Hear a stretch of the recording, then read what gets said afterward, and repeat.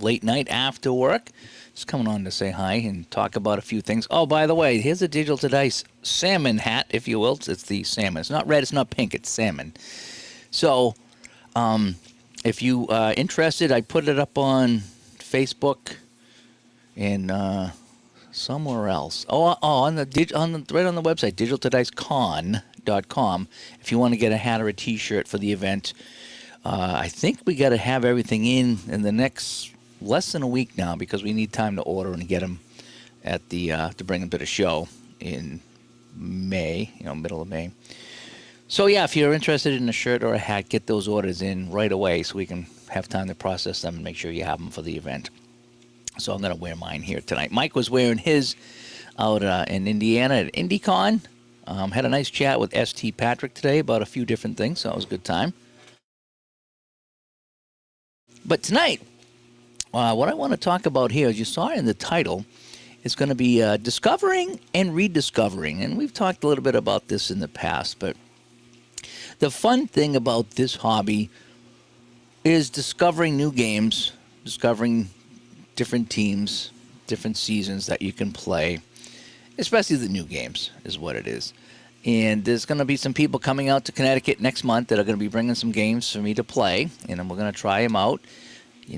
Some I've played around with a little bit, but I'm going to sit down with someone that knows how to play these things, and let's do it. Let's get these games and let me learn them, and see if I want to, grab them and grab some different whatever their seasons or people or players, whatever it is. And so, it is fun learning new games. And what's even fun too is when you sit down with someone who absolutely loves a game, and he's like, "Man, this is my favorite game," and you see the joy when they play it, and it makes you want to play it because you see how much fun they're having, is what that is.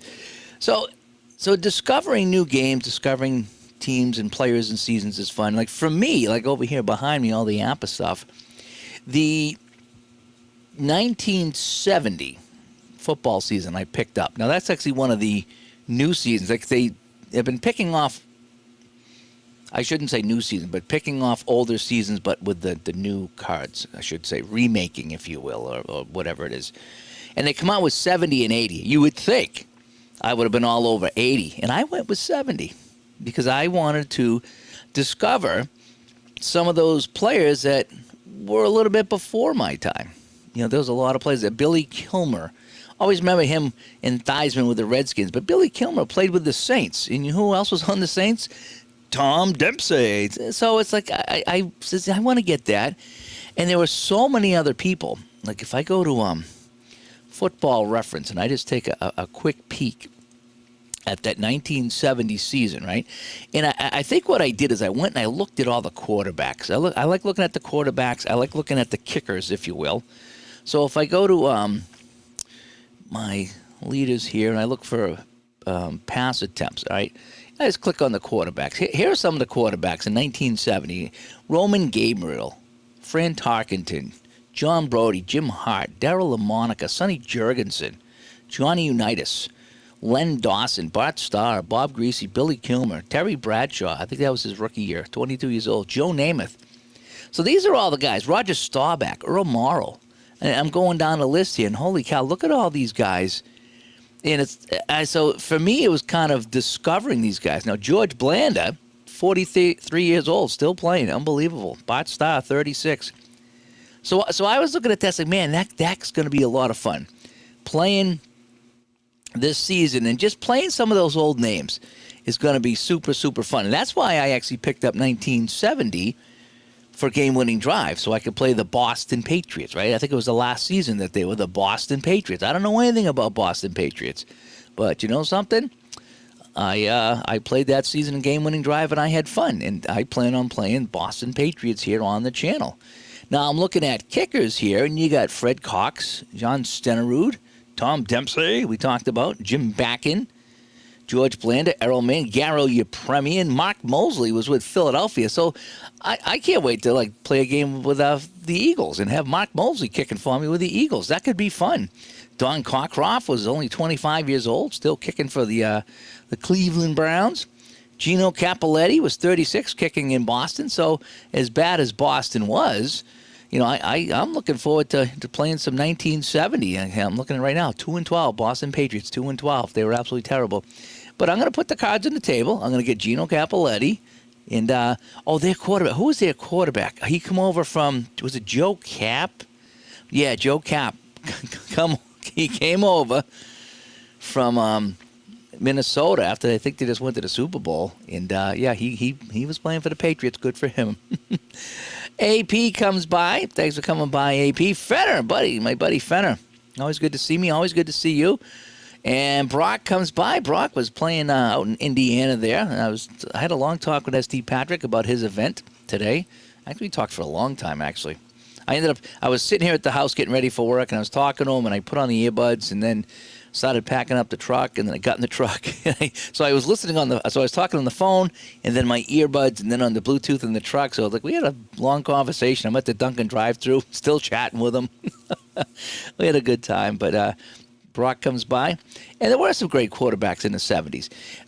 But, again, just how old I am, I really only followed them like 75. I have the 75 season because that's really the first season I think I remember watching it and watching the Super Bowl. Because I, go over to my dad's house on the weekends, and especially Sunday, and he used to like to watch a lot of football, and I was big into sports. And so as a kid you run around and play, but every now and then you come in the house and you sit by the fire, and he had the game on, so we would watch that. And I think I remember watching that Super Bowl in 75. So.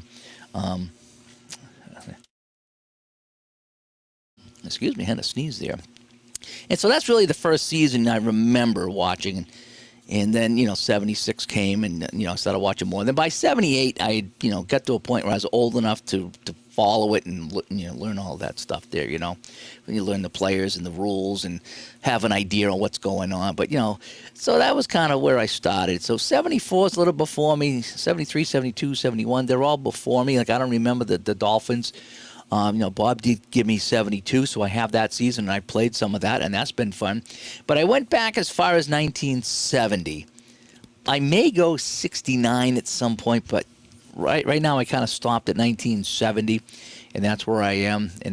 But there's so many teams and players that I can discover in 1970 football. Same with baseball. We talk about discovery. The 1969 Seattle Pilots, they were part of 4 expansion teams, which I was unaware of. Again, my baseball starts a little later than 75. I'm more of a 77, 78 guy when it comes to baseball. But I'm going back and I'm discovering some pretty cool things about 1969. I really am. And Fenner comes by, and have I played Pine Tar baseball? Yes, I have Pine Tar. I bought. Well, pretty much the one season I would play. It was 1982. And I've talked about that game here on the channel, a couple issues that I have with the game. The game itself is great. I wish they had more seasons, and that's the big drawback about Pine Tar. They don't have seasons. They have like greatest teams. It's more of a you want to play the best team from here versus the best team from here. I like my season replays, like the replay gamer. I like to take a season and play within that season. It's not too often I bounce around from different seasons or whatever. I will be doing that with Game Winning Drive, and that's a little teaser, but I will be doing that with Game Winning Drive with a couple of projects. But for me, I play within the season. So with Pine Tar, I have 82. It's the only season I really thought about playing as a season. But the other problem I have with Pine Tar is when you have the cards, everything's on a team sheet, but they're individual cards, so you got to print them and cut them. The cards they're full color.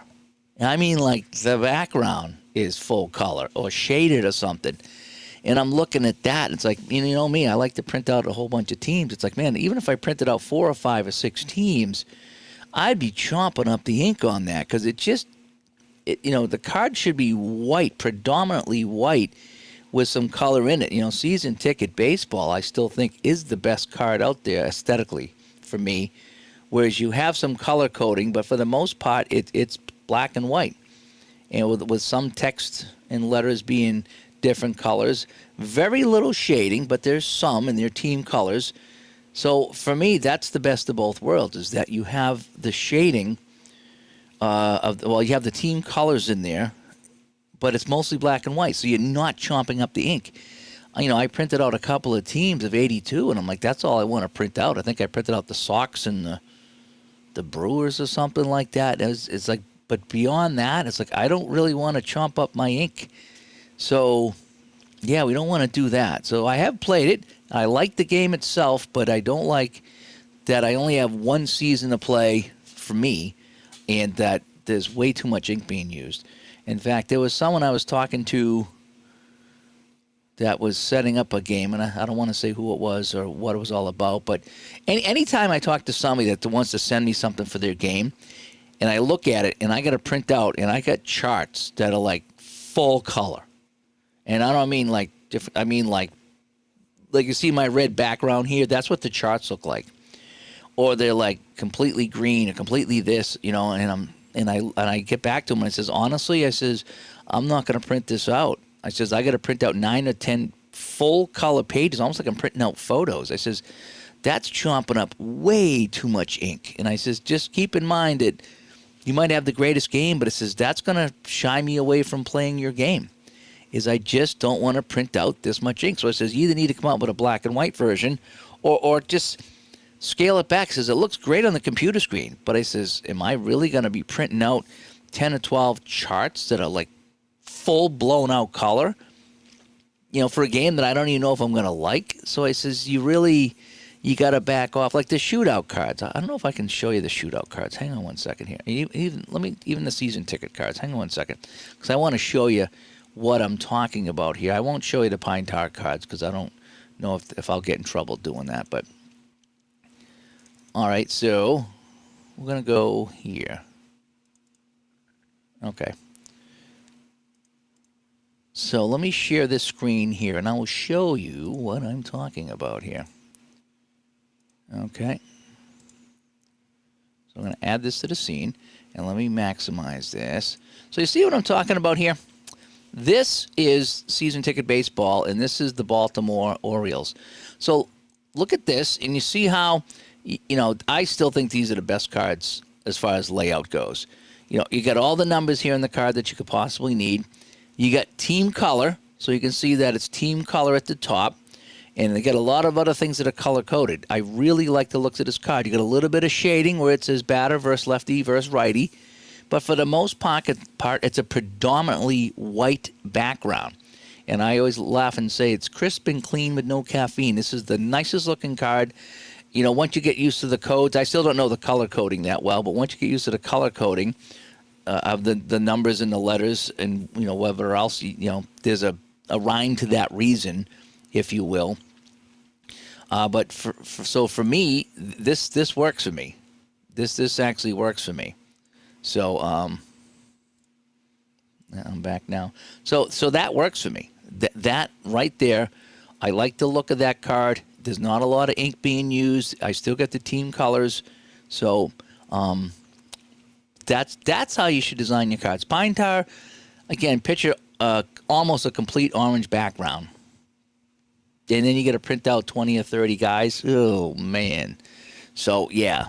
So that's just my take on Pine Tar. Great game, but there's enough around it that kind of scares me from playing it. Not enough seasons, and I just don't like the look of the cards with all the color. And I've said that before on the channel, and I'm not dissing the game, but if they could come up with a different way to have their cards presented, like make it look like season ticket or make it look like Appa or anything like that, like even the Strat Advanced, trying to print out all the shading on the advanced side. If you had to print those out, I wouldn't print those out either. I'd print out the basic side because it's black and white, but Dan, I'm not going to go and print out all that orange and blue or whatever it is. That's kind of nuts.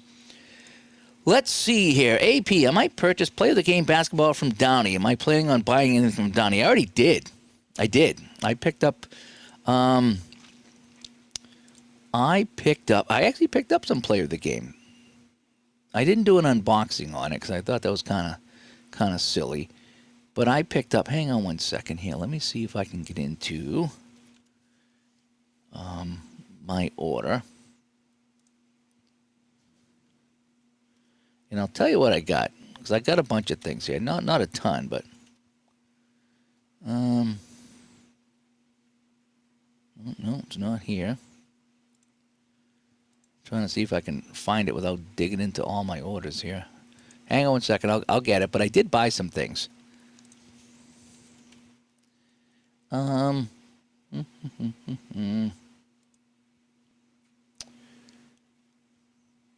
No, I can't find it. So they sent it to me.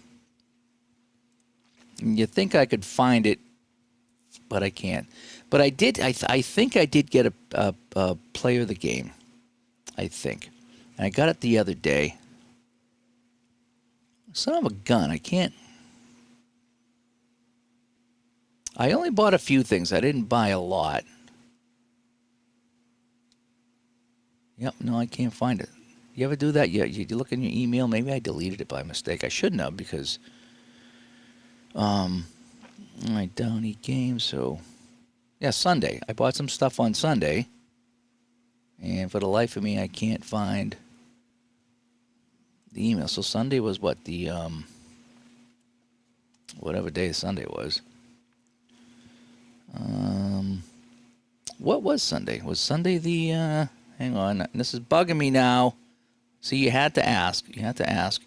Sunday was the 6th. So let me go to my 6th here and see if I have anything here. No, I cannot find my Downey order. And they sent me the thing, and I can't find it. So I'm going to have to kind of wing it here. I bought Momentum Football. I know I got that. And I picked up Momentum Football. What is my Momentum Football?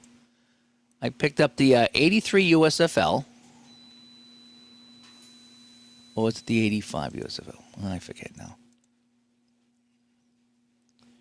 I picked up, boy, I can't even sort it by date. Boy, this is messed up, folks. I'm sorry. I picked up 74 WFL. That's what I picked up. 1974 WFL. Okay, so I got the World Football League from Momentum Football. I also got that in game-winning drive. So I get game-winning drive WFL, and I picked up 74 NFL. So I got 74, 74, and 74 for football.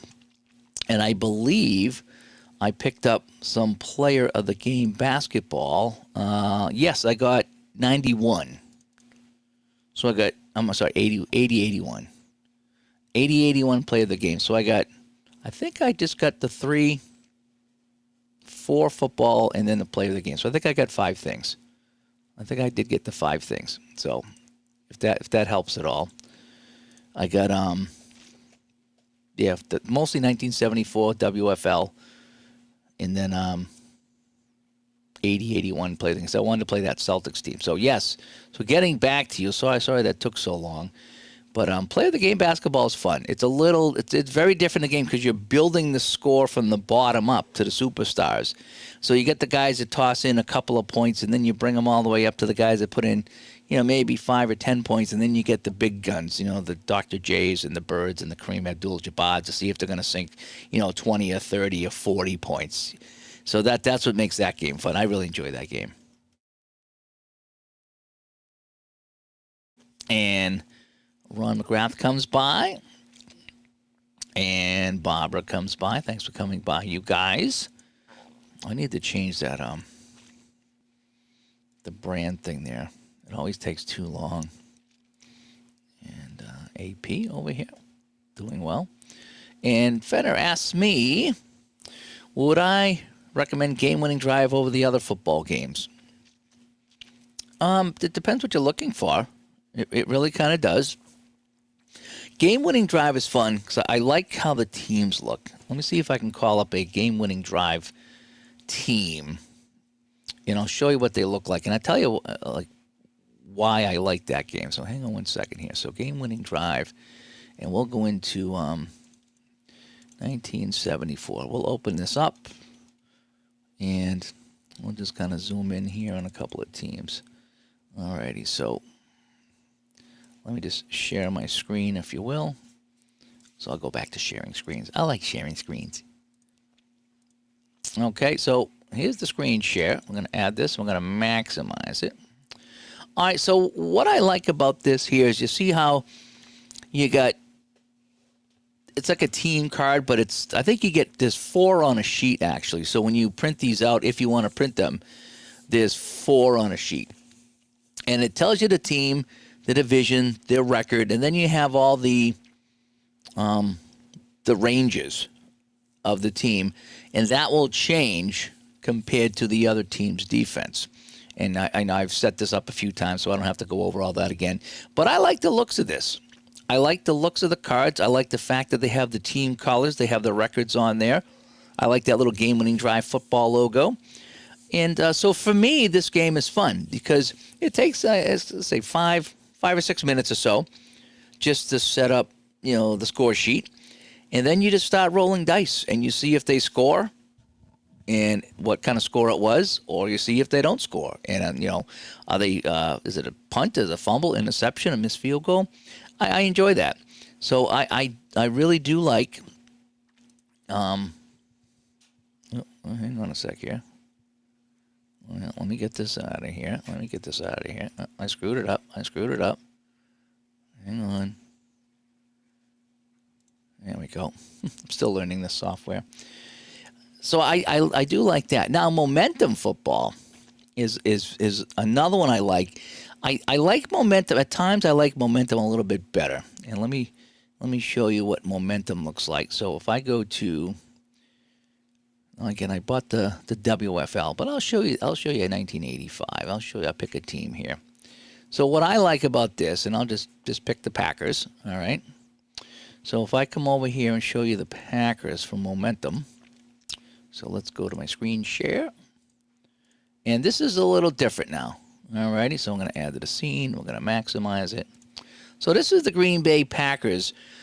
So you can see that this is much different than the game-winning drive. And it's a lot more expensive, too, because you're getting all this information here. You're getting the individual players now. You actually can find out who's scoring on these plays. You're going to see who gets the interceptions. So the difference between momentum football and game-winning drive is they're both drive-by-drive games. However, with momentum football, you're going to get all the stats.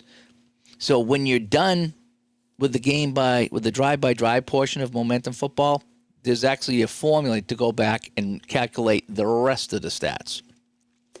Ron's done it. I haven't done it, but Ron's done it. What I like about this, though, is your initial dice roll will determine if you're reading off the offensive drive results, which are on the left, or the defensive drive results, which are on the right. So if Green Bay was playing, whoever, Minnesota, and Green Bay has the ball, you would have to determine, are you reading off of the Green Bay offense or the Minnesota defense? And depending on the team, you'll get different results. And some teams have more turnover. Some teams have less. By and large, you're usually going to be better reading off the offense than you are the other team's defense. Usually. In this situation here, the Packer defense is not bad. So if you're reading off the Packer D, it won't be that bad. But that's what I do like about the momentum here, because it's just different. You got to roll for field goals because they're not automatic. You got to roll for field goals. I like the fact that you can figure out who's going to catch the ball. They also factor in these things here: key pass, key run, and key reception. Those come into play as well.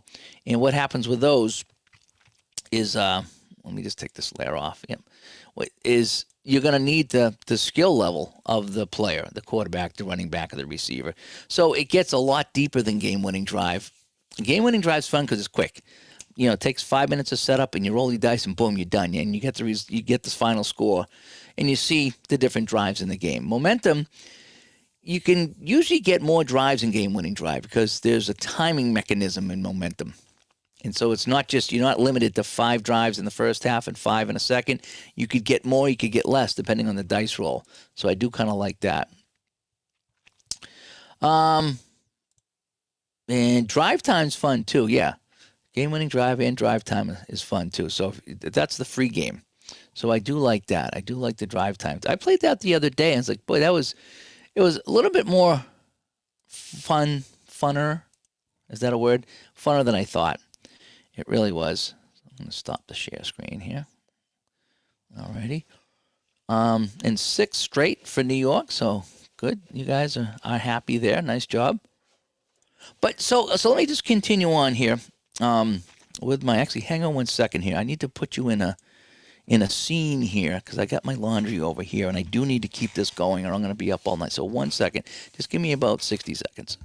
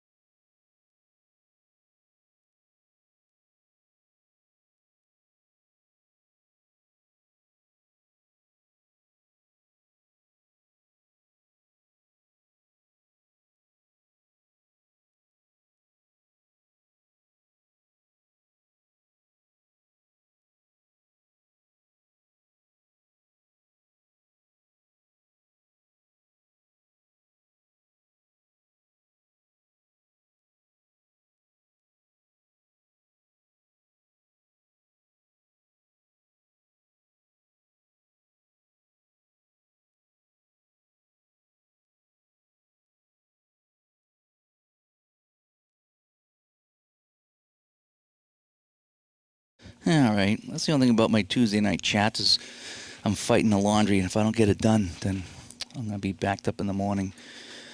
But anyway, so getting back to this discovery and rediscovery thing I was talking about, this kind of goes back to a couple days ago with Alex Ovechkin, and yeah, you know me, I'm not the big modern sports guy. I don't know why. I prefer my classics. That's just me, and being fairly new to all these games on the tabletop and the PC, it gives me a chance to go back and play those guys because I never could. I never had the chance. When video games come out, it was always the newer seasons. And so, I know Sega Genesis started in, 91 or whatever, but I couldn't play anything 70s and 80s. And then when the quote, good games come out, it was all current stuff. So you were playing, from 2010 to, 2025 now. And I didn't follow those seasons too much. Patriots maybe, because, Patriots were good for a long time. But Bruins weren't that good. Red Sox, I guess they got better in 2004, but I wasn't a big baseball guy. Still not a big baseball guy. Not a modern baseball guy. Again, I like my classics. But when Ovechkin scored, and then you started to think about, Gretzky and all those things there, and so I was like, something, good for Ovechkin.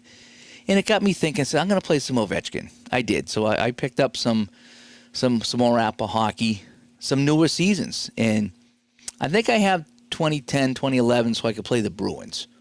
But that's it. I think the most modern season before that's like 92, 93 maybe. I don't play much after that because, again, Bruins were terrible. There's a lot of years they didn't make the playoffs. Teams were winning that I just didn't really care about and got tired of because they were always winning. And it's just, so I just kind of phased out. And I always remember my dad, when I was a kid, watching the Bruins. Oh, you gonna watch the Bruins? He's like, no. I was like, why? You used to watch the Bruins all the time. He's like, yeah, it's not a big deal. And I couldn't figure it out. And I was like, what do you mean it's not a big deal? You got me into hockey. You were a big hockey fan, and just he phased it out. And now I see, in my old age, it's just not that big of a deal. It just kind of isn't. It doesn't mean I don't watch it once in a while and follow it from a distance, but like I go to the rink, like even tonight, and everyone's talking about the Bruins and next season, and they can't wait for next season to go to the games, and I'm just like, I guess that's when they get older, they might be the same as me. I guess it all depends on what phase of your life you're in. You get older, and you got to start taking care of the house, and you got to start taking care of yourself or the dogs, if you will, and so. When you're younger, all you have is, sports and, going to the bar and having some beers, and it was a great time back then. But now you're old and you're like, yeah, I can't really do that, and it's not that big of a thing anymore for me. But so that being said, I don't play a lot of modern stuff. It is kind of neat when, I picked up one of the newer seasons so I could play Ovechkin. And, in his, I don't call it his prime, but just, as he's older, he's still playing well. I picked up the Stanley Cup season that he won. And I'm going through that season. It's like, I think McDavid was a rookie, so it's like it could be fun to play McDavid. And then you got, Bergeron and Marchand with the Bruins, who were still all together at that point. It's like, that could be kind of fun. So there were a lot of players in that 17 and 18 season that it's like, that could be kind of fun. But what really got me is, as far as the rediscovery goes, was the 2007-2008 hockey season. Ovechkin, I think he led the league either in scoring or goals that season. Goals. He led it in goals and points. Okay, he had 65 goals, 112 points. So this was a good Ovechkin year. And as I went and I started researching that year, because Ron was the one. Ron's like, Dave, if you're going to get a season, get 07, 08. Ovechkin was like fantastic. If you're looking to play Ovechkin, it's like, yeah, I want to play some Ovechkin. So 07, 08 is still kind of new to me, considering I'm a 70s, 80s guy.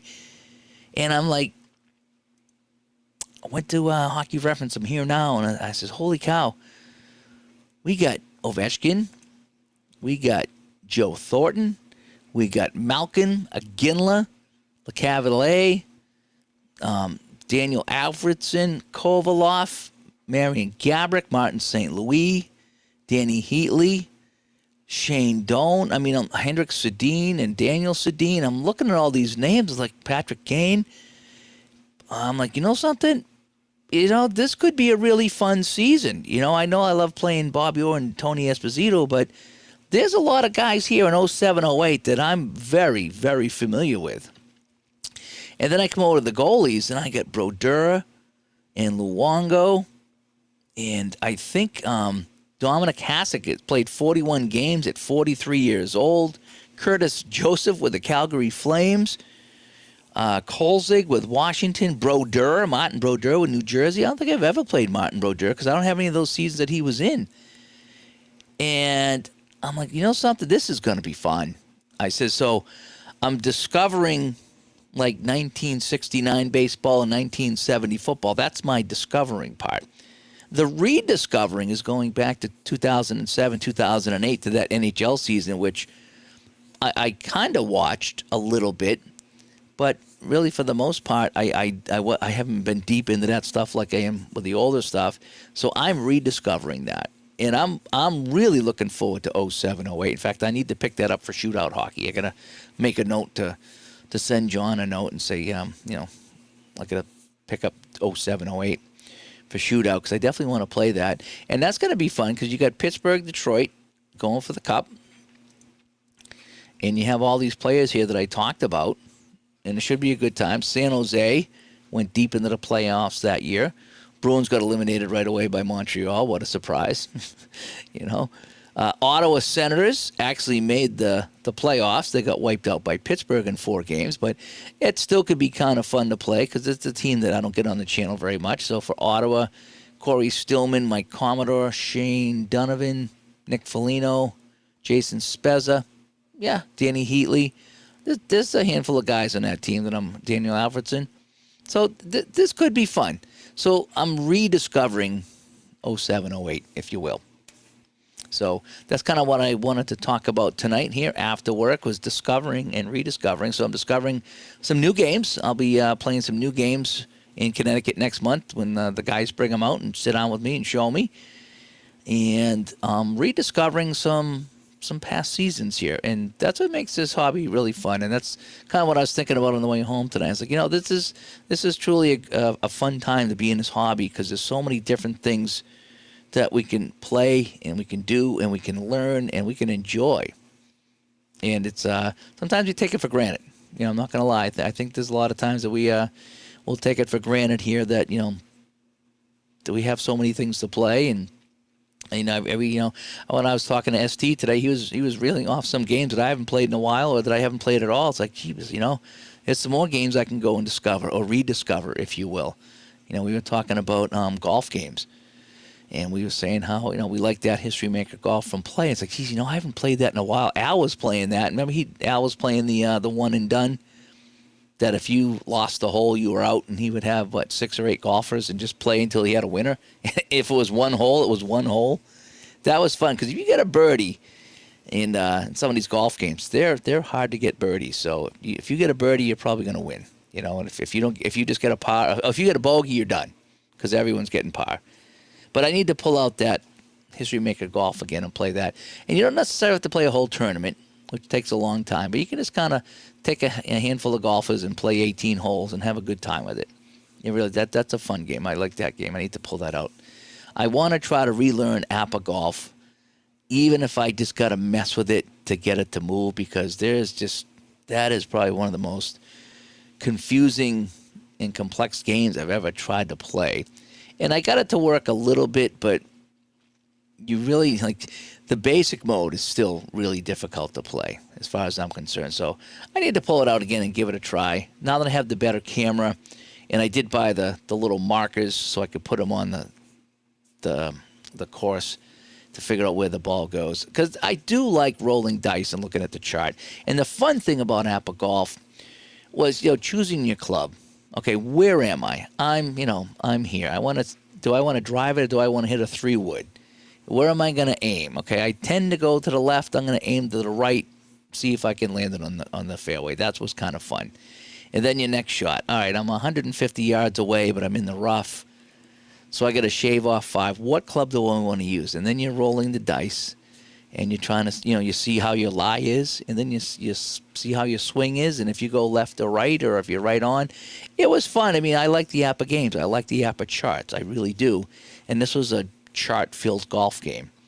And I enjoyed what I played, but it was really complicated trying to just play it along. But it was fun going shot by shot and rolling dice every shot. So I will give that another go, and maybe I'll make it work like I did some of the other games. So I'm hoping to get back with that. But yeah, so it's just fun. I mean, maybe that's one I rediscover. You never know. Maybe that's a rediscovery game. But anyway, so I just want to come on and talk about that tonight real quick. I don't want to be up too late. I do have a playoff game tomorrow. Could be the last one of the year. I know I've said that for the last 6 weeks, but it could be the last one because it's a best of 5. They're down 1-0. So unless if they win this one, then I will have a Game 4 Saturday. Then that will be the last one because Game 5 will be away, and then after that they're on the road, win or lose. So the only way I wouldn't have a game Saturday is if they lost tomorrow and then they lost the next day. Then I would be really done. But chances are, if they pull this one off tomorrow, then I will have a Game 4 on Saturday. So that is that. So anyway, I'm going to be doing a payoff pitch video pretty soon. I'm going to be, comparing, like the old and the new a little bit. I'll just kind of show you the print version and the PDF version and the differences and what I like about the game now and why it's really kind of working for me. So I'm going to be doing a payoff pitch video coming up pretty soon. And Ron, I was just talking about that. I'm going to be, I'm going to dive back into APA Golf at some point this summer when I have a chance because, I finally will have some time. So I want to give it a whirl. I want to pull it out. I want to read it, follow along. The only thing I didn't like was there was a mistake in the book, and anytime there's a mistake in rules, it really bothers me because now I'm going to double think, I'm going to rethink, I'm going to overthink, and it's something to do with when you're on the green, each line is 5 feet, and I think they put 10 feet, and that was wrong. So that's a big whoops that needs to be fixed. It really is. So that's a big whoops they got to fix. So there's a few things I have to figure out.